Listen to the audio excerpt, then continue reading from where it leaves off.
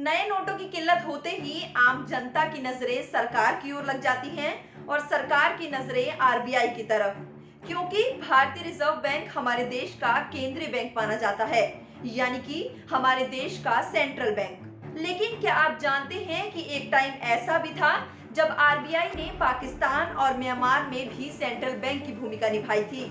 यानी आरबीआई ने न केवल भारत की बल्कि पाकिस्तान और म्यांमार के अर्थव्यवस्था को भी सही ढंग से चलाने में काफी मदद की थी।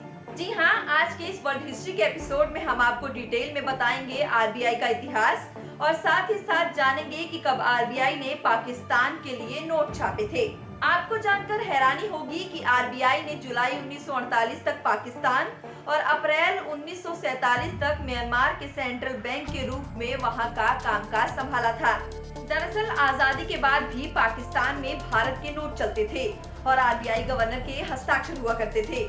15 अगस्त 1947 को आजादी मिलने के बाद मार्च 1948 तक पाकिस्तान में भारतीय नोटों का ही चलन था, यानी पाकिस्तान भारतीय नोट को अपने देश का स्टैंप लगाकर इस्तेमाल करता था। पाकिस्तान के नोट पर भी लिखा होता था भारत सरकार। आरबीआई की स्थापना ब्रिटिश साम्राज्य के समय हुई थी। खास बात यह है कि नोट पर पाकिस्तान सरकार की स्याही वाली मोहर लगाई जाती थी, जबकि नोटों पर भारत सरकार स्थायी रूप से लिखा हुआ था।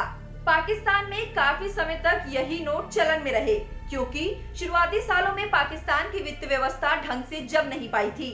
वहां करेंसी की भारी कमी थी। इसी वजह से 1948 में भारत सरकार की ओर से आरबीआई ने वहां का कामकाज संभाला था। आरबीआई गवर्नर करते थे साइन। पाकिस्तान के लिए ये नोट नासिक स्थित सिक्योरिटी प्रेस में छपते थे। नोटों पर आरबीआई के गवर्नर साइन करते थे, जिस पर अंग्रेजी और उर्दू में गवर्नमेंट ऑफ पाकिस्तान और हुकूमते पाकिस्तान लिखा हुआ होता था।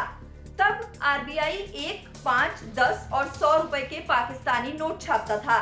1953 से पाकिस्तान में छपने शुरू हुए पाकिस्तान के नोट। पाकिस्तान की सरकार ने 1953 से अपने नोट छापने शुरू किए और इसी साल पाकिस्तान के सेंट्रल बैंक और स्टेट बैंक ऑफ पाकिस्तान ने देश में खुद नोट छापना शुरू किया था। धीरे धीरे करके पाकिस्तान ने इस साल के अंत तक सभी नोटों की जिम्मेदारी ले ली और वहां के सेंट्रल बैंक यानी स्टेट बैंक ऑफ पाकिस्तान ने सभी नोट छापने शुरू कर दिए। चलिए अब आपको बताते हैं भारतीय रिजर्व बैंक की कुछ खास और अहम बातें। सिर्फ बैंक नोट छापता है RBI. Reserve bank of India सिर्फ बैंक नोटों की छपाई करता है, जबकि सिक्कों को बनाने का काम भारत सरकार करती है और करेंसी यानी 1 रुपए के नोट की छपाई भी भारत सरकार ही करती है। 5 और 10 हजार के नोट भी छापे। साल 1929 में रिजर्व बैंक ने 5000 और 10,000 के नोटों की छपाई भी की थी, लेकिन अब ये नोट भारत में नहीं चलते और ना ही इसे छापा जाता है। ईस्ट इंडिया से प्रभावित है आरबीआई का लोगो।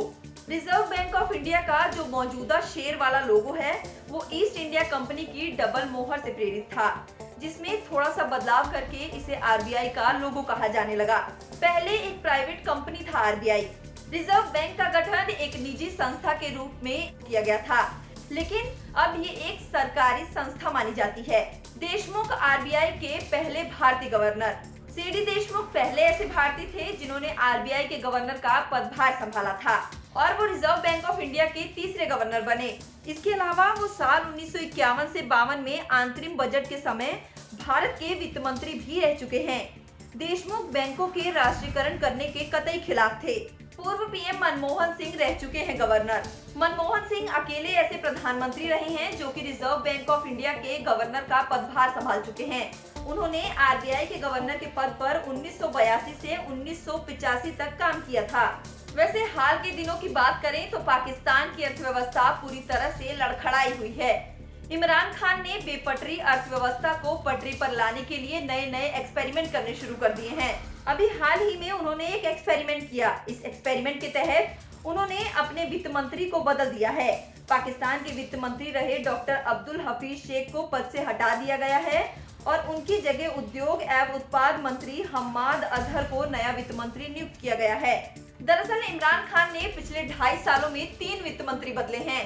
पाकिस्तान की अर्थव्यवस्था गड्ढे में है, लोग बढ़ती कीमतों से परेशान हैं, लेकिन फिर भी सरकार के कानों पर जूं नहीं रेंग रही और ना ही उन्हें किसी की फिक्र है।